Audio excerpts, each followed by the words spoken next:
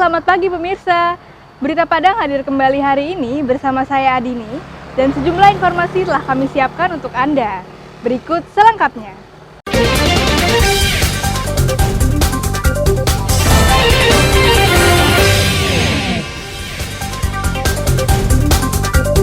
Mayat remaja perempuan ditemukan terapung di bawah jembatan Padang Sarai.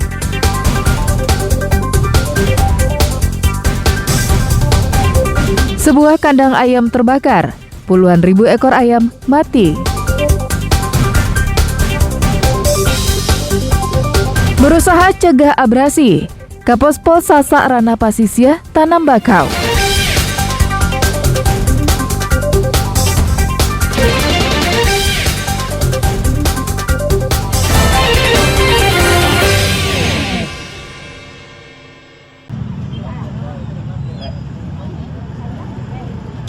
Sesosok mayat berjenis kelamin perempuan dan diperkirakan berusia 16 tahun ditemukan di bawah jembatan Padang Sarai. Tepatnya di dekat markas Komando Satbrimob Polda Sumbar. Anggota Satbrimob Polda Sumbar dan anggota Polsek Koto Tangah kemudian mengevakuasi mayat yang mengambang di samping hutan bakau tersebut. Hasil pemeriksaan sementara, polisi tak menemukan kartu identitas dan telepon genggam korban. Polisi juga tak menemukan tanda-tanda kekerasan di tubuhnya. Hanya saja, mulut korban dipenuhi busa. Saat ditemukan, korban mengenakan celana panjang olahraga berwarna hitam dan baju kaos warna abu-abu dengan kombinasi warna merah di lengannya. Tinggi korban sekitar 150 cm. Kedua telinga korban memakai anting emas dan masih utuh. Untuk mengetahui penyebab kematiannya, jenazah korban dibawa ke Rumah Sakit Bayangkara Polda Sumbar. Yang kita temukan ciri-ciri seorang perempuan ya, umur diperkirakan sekitar 16 tahun. Masih penyelidikan, namun di lapangan kita lihat langsung bahwa di dalam tubuh korban tidak ada ditemukan tanda-tanda kekerasan. Namun demikian kita tetap melakukan penyelidikan ya dengan mengirimkan visum ke rumah sakit. Nanti kita bisa mengetahui apakah itu ada tanda-tanda kekerasan ataupun tindakan-tindakan yang lainnya. Meski demikian, polisi tetap melakukan penyidikan dengan mencari tahu keluarga korban dan apa penyebab korban tewas. Keluarga yang merasa kehilangan remaja putri bisa menghubungi Polsek Koto Tangah atau melihat jenazahnya yang saat ini disimpan di Rumah Sakit Bayangkara Polda Sumbar. Robiham melaporkan dari Padang.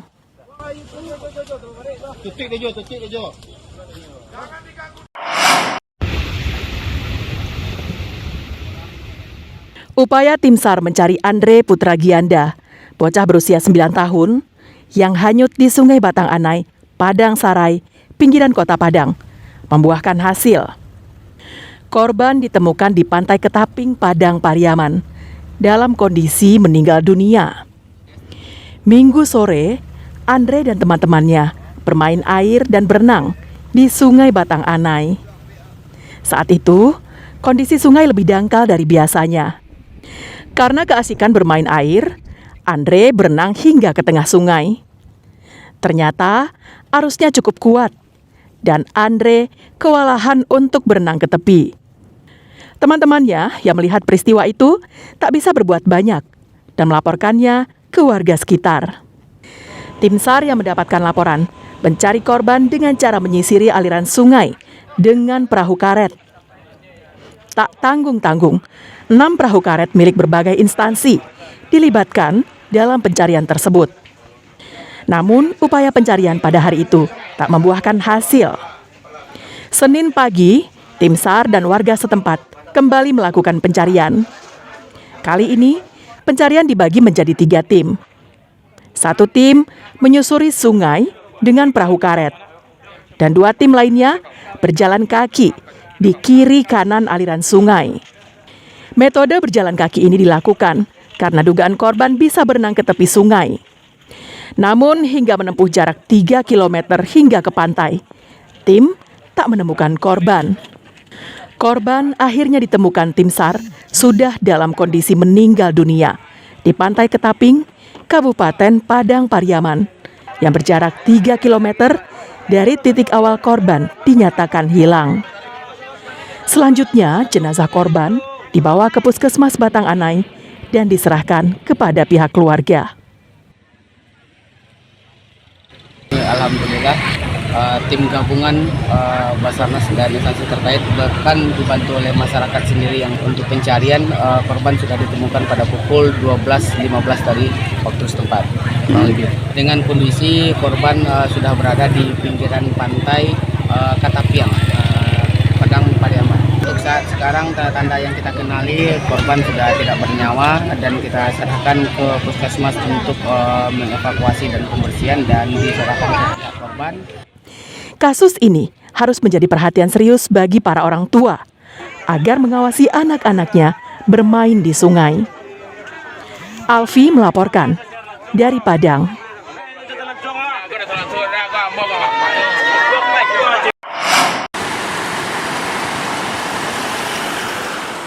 Kota Padang kembali diselimuti kabut asap tebal dalam sepekan terakhir. Kepekatan kabut asap terlihat sekali, terutama pada pagi dan sore hari. Jarak pandang juga berkurang akibat terhalang oleh kabut asap.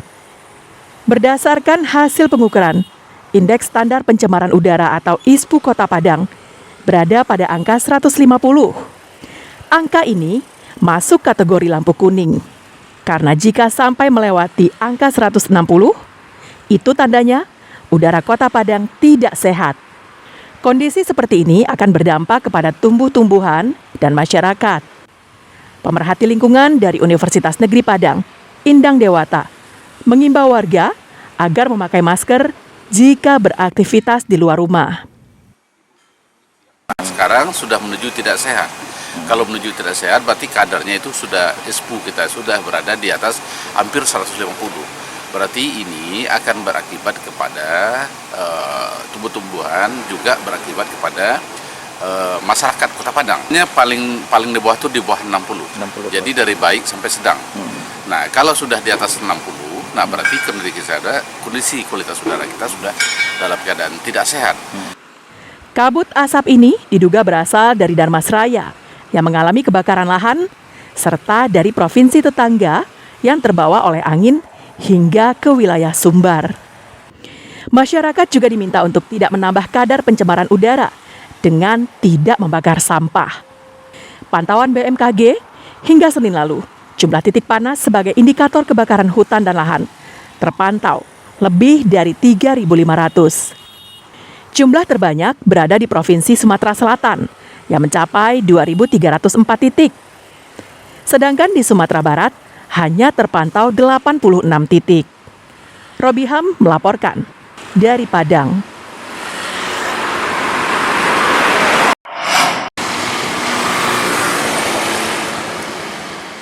Kunjungan pasien ISPA atau infeksi saluran pernapasan akut dalam 3 bulan terakhir di Puskesmas Lapai, Kecamatan Nanggalo, Padang mengalami peningkatan.